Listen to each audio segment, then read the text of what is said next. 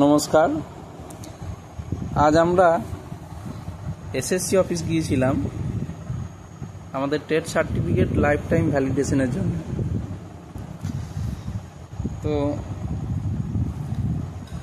আমরা ওখানে যে সমস্ত ডকুমেন্টস জমা দিলাম সেগুলো আপনারা একবার দেখে নিতে পারেন। তো আগে এসএসসি নোটিশ দিয়ে জানিয়ে দিয়েছিল কোন কোন ডেটে কোন কোন রিজিয়নের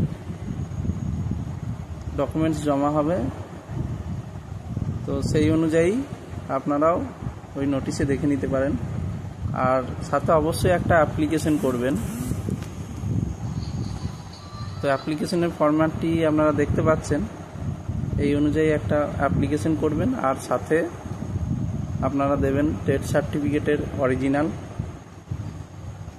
এছাড়া আরও লাগবে টেট সার্টিফিকেটের জেরক্স,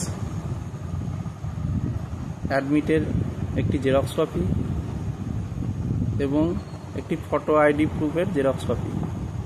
জেরক্স কপিগুলো একসাথে বাঞ্চ করবেন।